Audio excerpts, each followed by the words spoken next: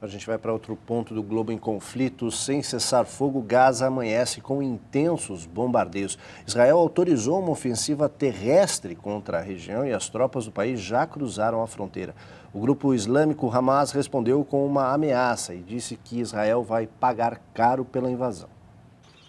A decisão de enviar as tropas veio depois da descoberta de túneis usados pelo Hamas para que militantes saídos de Gaza entrassem em território israelense. Segundo o governo do país judeu, não havia como conter os ataques terroristas pelos túneis apenas com bombardeios. Mais 18 mil reservistas foram recrutados para se unir aos 56 mil que já estavam a postos. Imagens divulgadas pelo próprio exército israelense mostram o momento em que as tropas cruzam a fronteira. Os soldados esperam o melhor momento para o ataque. Há militares a pé e outros acompanhados por tanques. Houve registros de confrontos diretos entre essas tropas e militantes do Hamas. Ao mesmo tempo em que a invasão terrestre começava, forças da artilharia e da marinha de Israel bombardearam intensamente a faixa de Gaza. Explosões foram vistas e ouvidas durante toda a noite. O balanço das vítimas ainda é incerto, mas fontes médicas apontam que ao menos 11 palestinos morreram nos ataques, 3 crianças. O total de vítimas nesses 11 dias de confrontos já chega a 270. Os hospitais de Gaza estão lotados com feridos que não param de chegar. Um soldado israelense também morreu, a primeira baixa nas tropas do país.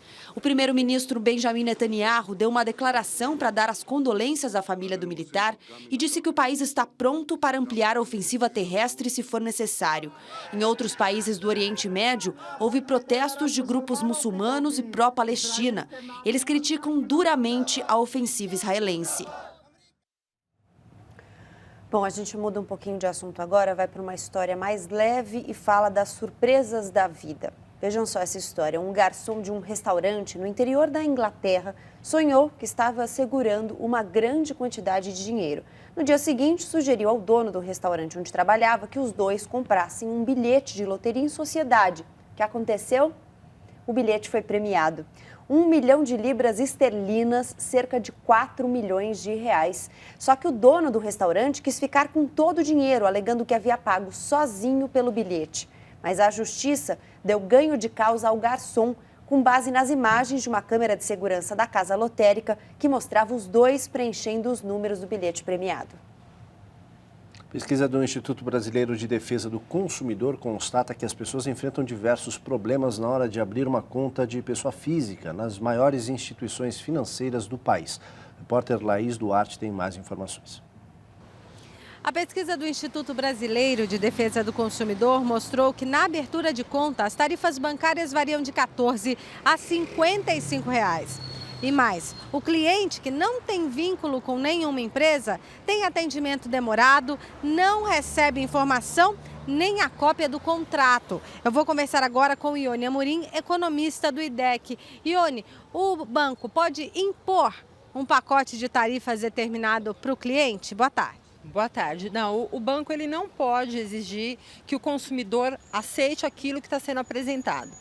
O consumidor ele precisa saber, conhecer todos os serviços que o banco oferece.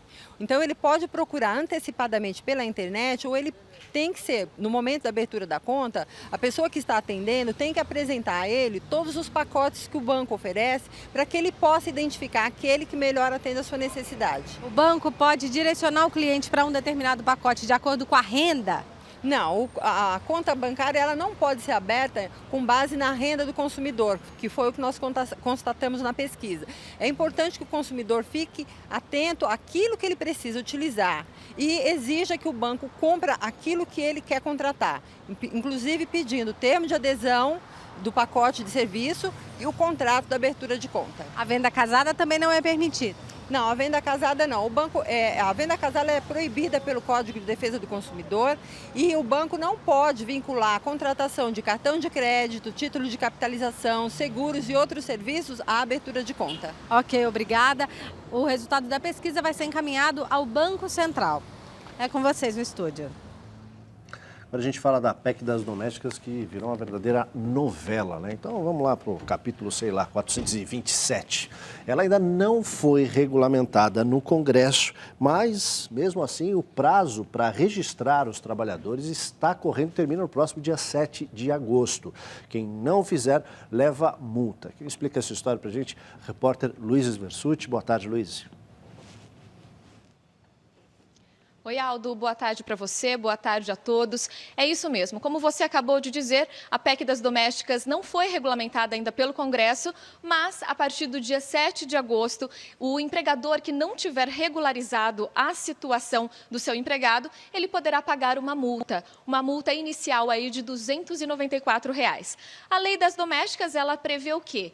Que a doméstica ela tenha todos os direitos como o de um trabalhador registrado em regime de CLT, né? Férias, horas extras, jornada de trabalho estabelecida, tudo certinho. Mas tem uma série de coisas aí que muita gente ainda não sabe como fazer. O empregador não sabe como proceder, o empregado que não tiver a sua situação regularizada também pode não saber a quem recorrer. E quem vai nos explicar um pouco sobre todo esse caso é o José Francisco Siqueira Neto, ele é advogado especialista em direito do trabalho.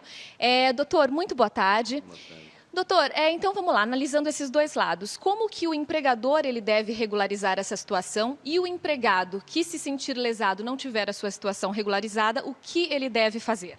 Bom, é bastante simples, né? O empregador tem que pegar a carteira de trabalho do empregado e registrar. E é muito simples o registro formal na carteira. Se quiser formalizar ainda mais, ele faz um contrato bem simples. E o que é importante, o contrato tem que refletir exatamente aquilo que se promove, aquilo que se faz, né? Não adianta querer fazer um contrato dizendo coisas que não tenham como ser comprovados na prática. Um contrato bem simples, pode, se tiver dúvida, eu recomendo faça uma consulta no próprio Ministério do Trabalho mais próximo das pessoas. Na dúvida também eu recomendo consultar o site do Ministério do Trabalho, que tem um portal e que tem um indicativo, uma cartilha bem didática de como fazer caso a caso. O empregado tem que solicitar, em primeiro lugar, ao empregador para que ele faça o registro. Se não tiver algum problema, vá ao Ministério do Trabalho, que o Ministério do Trabalho vai notificar o empregador para regularizar a situação. E, rapidamente, a fiscalização vai ser feita como? Bom, toma muito cuidado com isso aqui, porque é, inclusive, uma questão que envolve segurança, né? É a sua casa, não pode abrir a casa para todo mundo chegar lá e diz que é fiscal do Ministério do Trabalho, né? Isso vai gerar um problema de segurança. Geralmente, o bom senso indica, e não tem ainda a regulamentação, mas isso todos os dados estão indicando do próprio Ministério do Trabalho, o bom senso indica que o Ministério do Trabalho vai notificar para você apresentar a documentação junto à própria delegacia, Superintendência Regional do Trabalho. Muito obrigada pelas suas informações, pela sua participação. Olha, então, todas essas informações que o nosso entrevistado acabou de falar estão disponíveis no site do Ministério do Trabalho, que é o www.mte.gov.br. Aldo. Obrigado, Luiz. A gente fala agora de saúde. A recuperação de um paciente não depende só de médicos e remédios. A atenção que ele recebe é fundamental. E aí os voluntários têm um papel muito importante na humanização do atendimento. O Instituto de Infectologia Emílio Ribas está com vagas abertas para quem quer fazer essa boa ação.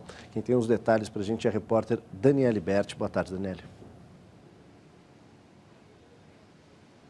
Boa tarde, Aldo. Boa tarde a todos. É isso mesmo. São 200 vagas para o grupo de voluntariado. Os candidatos devem ter mais de 18 anos e reservar 2 horas semanais para se dedicar a um dos 14 programas de humanização do Hospital Emílio Ribas, que compreende, por exemplo, oficinas de leitura, oficinas também de artesanato e pintura, dentre outros. Quem nos dá mais detalhes sobre esse programa de voluntariado é a Helena Maria Garbini, que é coordenadora do voluntariado do Emílio Ribas. Helena, queria que você falasse para a gente qual é o preparo que o voluntário recebe para começar, enfim, a prestação de serviço. Boa tarde. Boa tarde. Nós estamos começando a receber as inscrições para o curso de iniciação. Após isso, haverá 3 palestras que chama-se curso de capacitação. A partir desses 3 módulos, o voluntário terá condições de trabalhar dentro do Hospital Emílio Ribas. A formatura será em março, então é só a partir de março que a pessoa estará capacitada a ser voluntário nosso. Na sua opinião, qual a importância do voluntariado, tanto para os pacientes quanto para as pessoas que fazem o voluntariado? O trabalho e a forma de agradecimento é totalmente dos dois lados, na verdade. O voluntário, quando chega, ele acha que vai ajudar o paciente, mas muitas vezes, ou na maioria das vezes, ele está sendo ajudado. E ele só vai perceber isso na prática, sendo voluntário nosso. Tá certo, muito obrigada pela sua participação.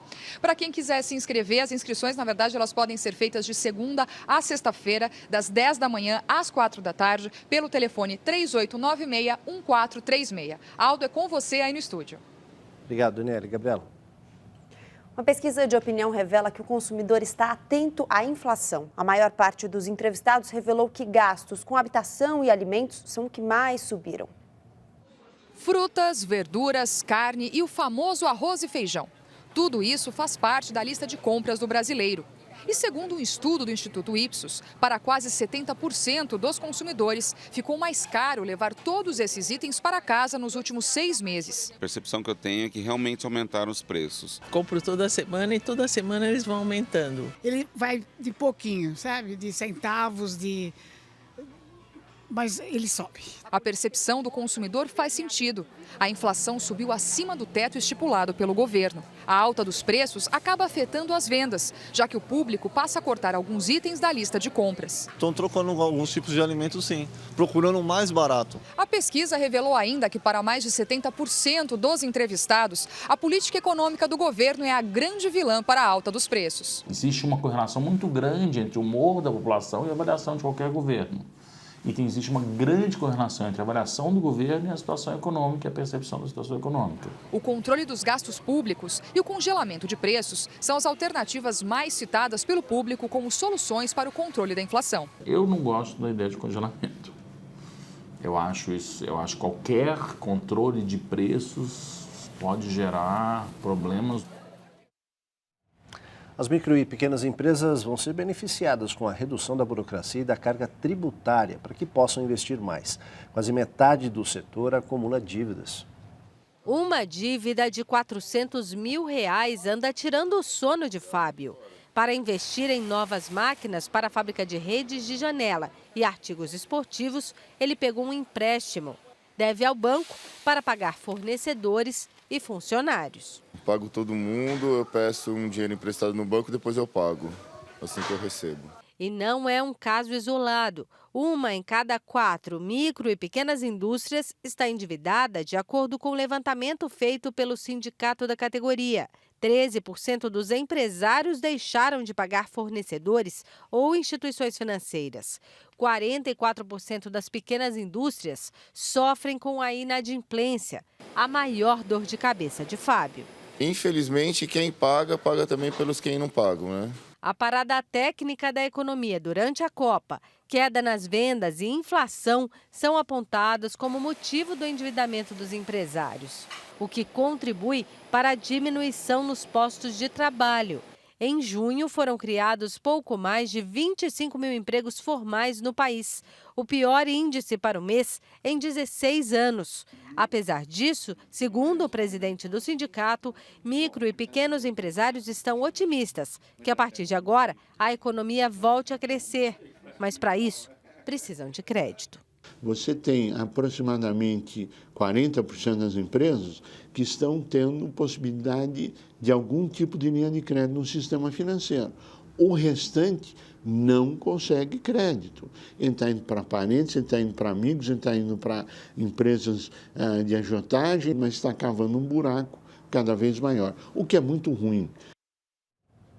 Polícia de Santa Catarina apreende 1 tonelada de maconha. No interior da Bahia, a cidade tem policiamento reforçado depois de revolta popular que destruiu delegacia. E um incêndio em favela de São Paulo leva pânico a moradores. Veja um resumo das notícias nacionais. Incêndio na favela de Paraisópolis, na zona sul de São Paulo. Uma idosa de 67 anos não conseguiu fugir das chamas e morreu no local.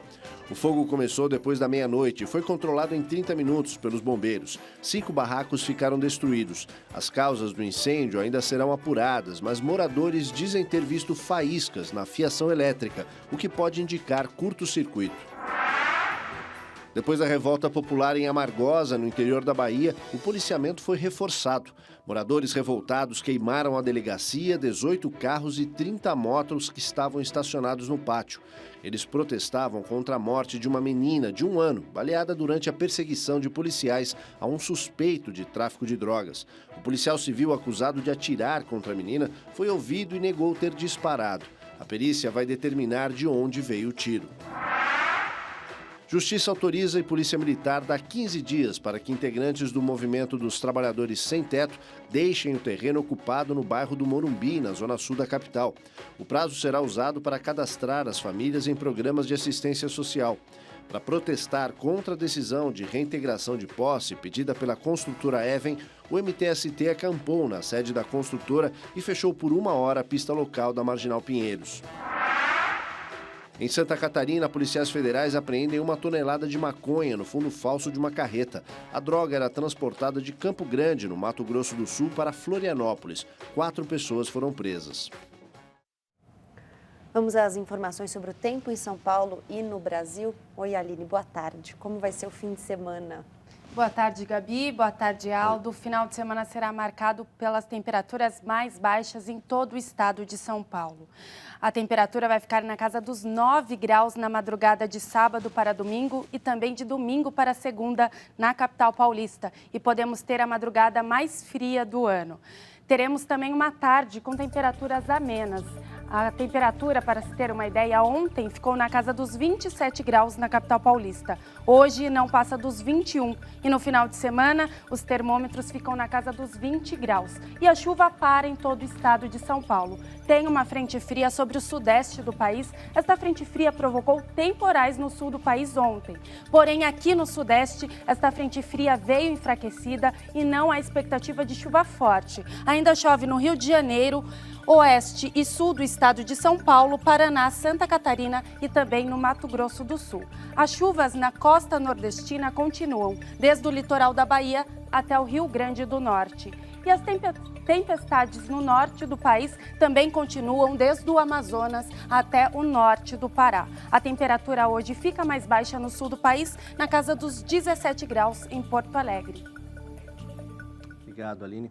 O espaço mágico onde sucata vira brinquedo. O responsável pela transformação é o funileiro e artista Marino Egílio.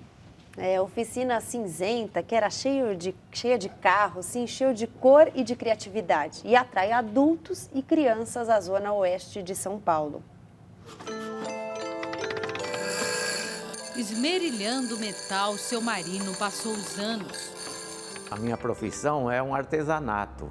E por ver arte no próprio trabalho, de funileiro virou escultor. A matéria-prima, sucata.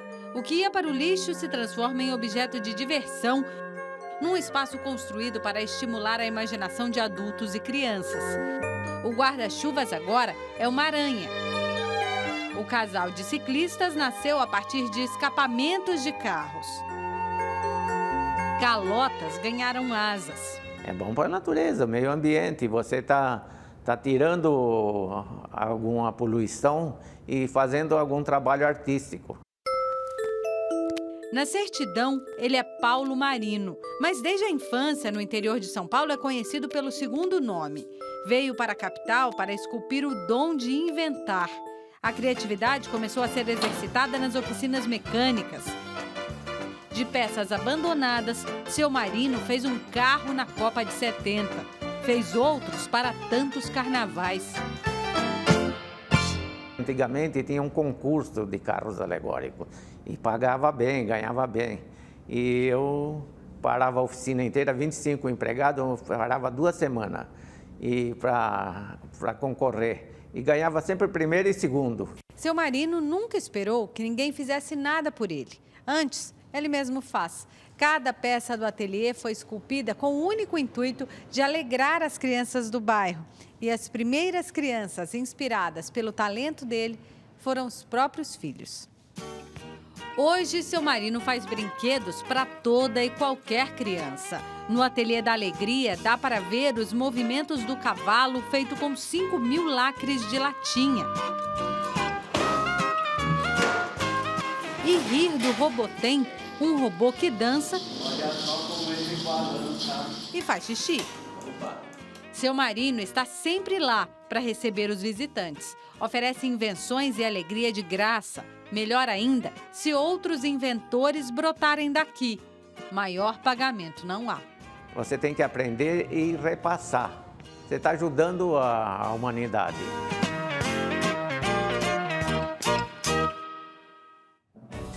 E a seguir tem Pronto Atendimento, que hoje tira dúvidas sobre direito imobiliário.